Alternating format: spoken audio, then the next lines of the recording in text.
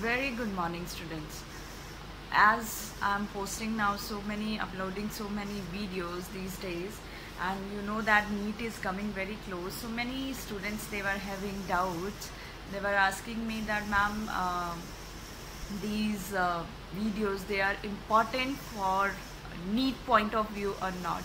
The one thing I want to say that in my videos I'm covering every part, every topic of NCERT, and for your NEET preparation, only thing you need is to read NCERT again and again. So definitely these videos, they are going to help you a lot for different chapters, as we are in process of uploading so many further chapters also, but still for 11th I have uploaded 5th is in process, and for 12th we are on the reproduction.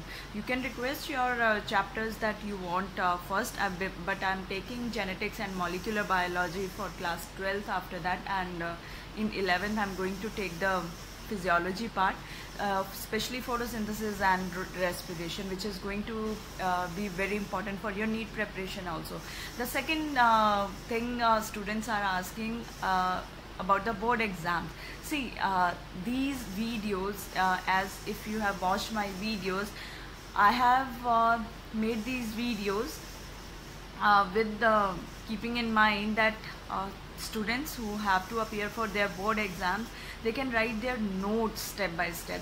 So I'm covering NCERT plus I'm providing notes, because as you can see that I'm giving you information step by step, right? It's not in the paragraphs. So that is very, very important, and especially with the diagrams, which is definitely going to benefit for you, your board exams also, and especially 11th, even for the 11th, those students who are in 11th, they can have take the very benefit from my videos. So that was my message for all of you, because many students, they were having confusion regarding that. Now let's come to the 12th topic which I'm going to share today.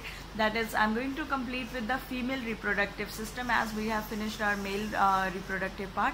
So if you have not watched my previous videos about the human fertilization, so I will request you to first watch those and then come to this video, right? So let's start our female reproductive system today. Good morning, students. So we are going to now discuss female reproductive system today, as we are finished with our male reproductive part. So if we talk about the female reproductive system, the primary sex organ in female reproductive system, you are very much aware about this. It is a pair of ovaries, right? Other parts which are included in female reproductive system is uterus, fallopian tubes, vagina, as well as many glands. Now these are the parts which are found in the female reproductive system, but the main primary sex organs which play a very important role in the oogenesis also, which are very helpful for the release of egg, that is the ovaries. Now if we talk about ovaries specifically, they are located in pelvic region, or either if you are talking about the abdominal region, they are below the abdominal region, as well as mostly we write the abdominal cavity. They are inside the abdominal cavity, and their length and width, they are 8 centimeter long and 5 centimeter wide. So location is very important. They are located inside the abdominal cavity, or you can write down they are below, just below the abdominal region, or if in your option you can write down the inside the abdominal cavity. And if we talk about the shape, they are almond shapes. Now if we talk about the ovaries, they are usually, if you draw the diagram of female reproductive system, then this is the fallopian tube, and here is our fimbriae, and here we observe the ovaries. But these ovaries, they are not just suspended just alone. They are suspended into this position with the help of mesenteric. Mesenteric are nothing, as you can see, they are thin mucus folds. These mesenteries, they are thin mucus folds and they are transparent. They are not very thick, they are very thin mucus folds. The purpose for these folds on the ovary, they help in attachment of ovary to the body wall. So these they are known as, these folds, they are known as mesoovarium because they connects the ovary to the abdominal wall, right? So these mesenteric, they are, if somebody asks you that what are these mesenteric, these are the thin, very thin mucus folds. So if when there is sometime question comes in mind that ovary, how does it which position it is present, so it is attached. Basically these mesenteric, they help in attachment of ovary. They connect the ovary to the abdominal wall. Next is the let's talk about now in detail about the reproductive system, right? So you can, again I will request you that you can have your pencil box with the pencils and eraser with you, so that we can discuss this female reproductive system in detail, or you can draw it with me. Now let's start with the first fallopian tube, right? As you can follow there with me, this one is our tube, and there is one very swollen part you can observe here, which get again narrow. First it is wide and then it become narrow. So here we have, I will mark it with another color, here we have fimbriae at the base, right? So this hole is our fallopian tube, which is 10 to 15 centimeter long, and these are these finger like projections, they are present at the base of fallopian tube. They are fimbriae. Now this whole fallopian tube, it is divided into three parts, right? First one is the, as you can see, this one, this portion till this portion is the swollen part of fallopian tube, and swollen part is always, even in the male reproductive system, the swollen portion is known as ampulla. So this one is our ampulla. Clear? Now the there is the narrow part, it is known as isthmus. This portion, that is known as isthmus. And now let's come to the base, this broader portion. Here is the swollen part and here is the broad part, and this broad part is known as infundibulum. So you have to draw three parts of fallopian tube. One is your ampulla, which is the swollen part. Then at the base, that is very broad. This is broad. So this broader part is known as, जिसको बोलते हैं चौड़ा है, यहाँ से ये कम हो जाएगा, नैरो हो जाएगा, यहाँ पे थोड़ा खुला हुआ है. So this is the broader part, it is the infundibulum, and here is the narrow part, which is known as the isthmus. Now let's move to the next portion. So here is our, because this is the muscular walls, these are the muscular walls of the uterus, right? So this is, we are drawing our uterus, and this black portion, as you can look at, this is a, this one is the, till this, that is the cervix. So these this part of first this is uterus, and uterus is also known as womb. So this one you can mark it as a uterus. Clear?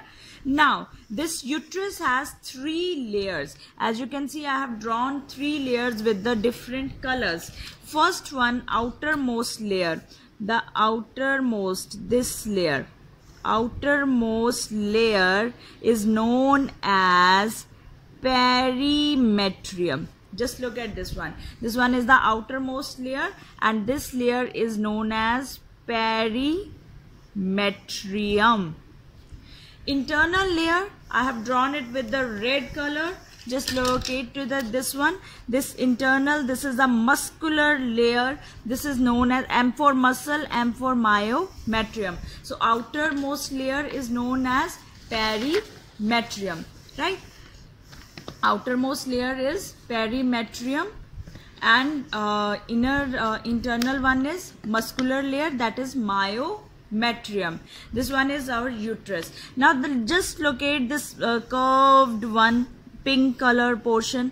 This one is highly vascular and folded portion. This layer is very highly vascular. Vascular means filled with the blood vessels.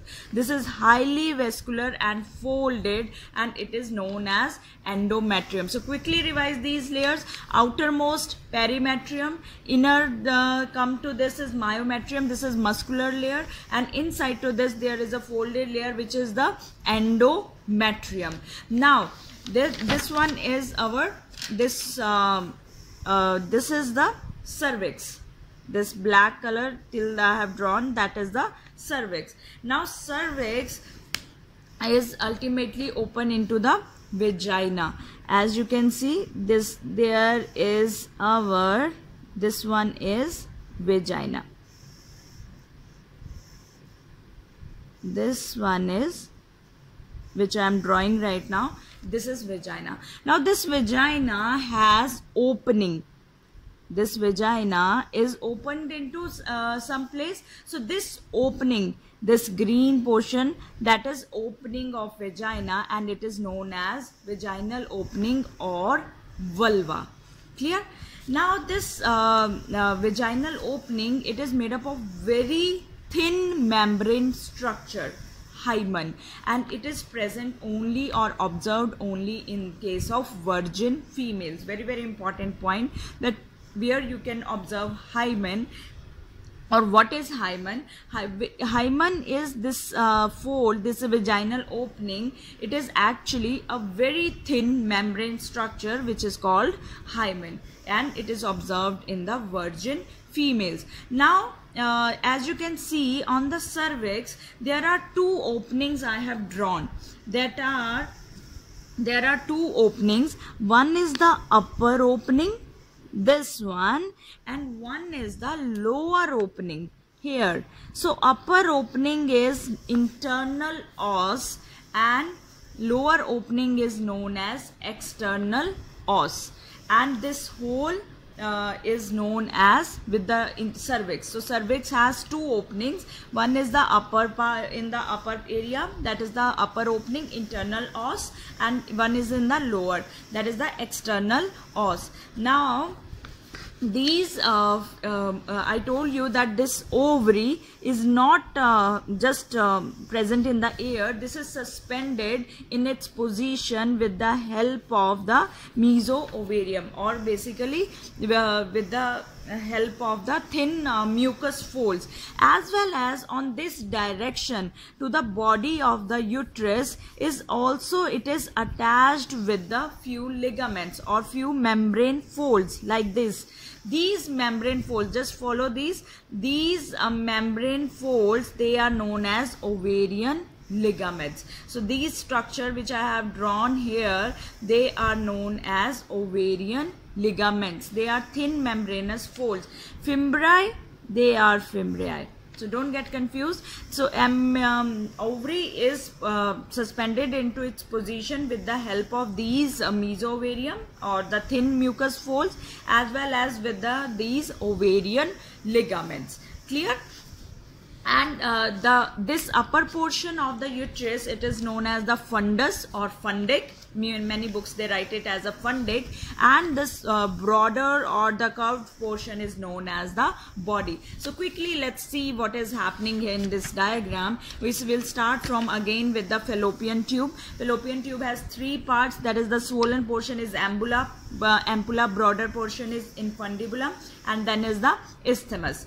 And there is the actually with egg is holded by the structure which is called this finger-like structure, which is the fimbriae. Now ovary is suspended into its position with the help of these mesoovarium or thin mucus folds, as well as the ovarian ligaments.